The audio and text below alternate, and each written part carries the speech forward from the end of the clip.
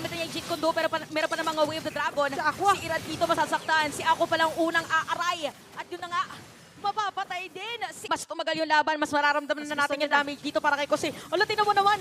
Yung pagsalag doon ni Ogwen. Doon sa mga ano ba tawag? Sibat. Sibat Oo. dito ni Kusei.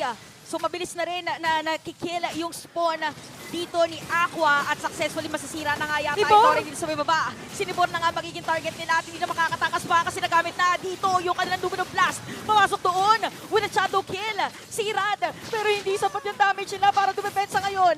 Wala nga lang Mingin Wave ang side ng FCAP. RSG lives another day. Pumupuso pa naman ang mga Raiders dito dahil ramdam nila na may pag-asa pa Aray! naman, may pang clear wave sila. Wag lang mapipitasan ng isa. Pero speaking of pagpitas, ito na nga na rin ang paghuli kay Kusei doon sa pinakalikod si Flaptizi. Medyo napalalim! At nagamit na nga yung Nether Realm para isa sa nang tapusin dito mga players ng RSG pero lumalaban